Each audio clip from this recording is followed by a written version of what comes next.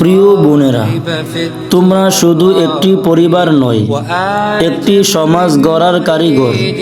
তোমার পর্দা শুধু তোমার কাপড় নয়, তা তোমার ঈমানের পরিচয়। তোমার লজ্জা তোমার দুর্বলতা নয়, এটা তোমার শক্তি। ইসলাম তোমাকে অবহেলা করেনি, বরং মর্যাদার আসনে বসিয়েছে। মা হিসাবে তোমার পায়ের নিচে রেখেছে জান্নাত, বোন হিসাবে দিয়েছে সম্মান, স্ত্রী হিসাবে দিয়েছে নিরাপত্তা ও ভালোবাসার অধিকার। আজ দুনিয়া তোমাকে সাজাতে চায়, ব্যবহার করতে চায়, কিন্তু ইসলাম চায় তোমাকে বাঁচাতে, রক্ষা করতে। হে বোন, নিজেকে কোরআন দিয়ে গড়ে তোলো, নামাজ দিয়ে শক্ত করো, পর্দা দিয়ে নিরাপদ রাখো। মনে রেখো, তুমি যদি আল্লাহকে সন্তুষ্টি করতে পারো, তাহলে দুনিয়ার কোনো অপমান তোমাকে ছোট করতে পারবে না।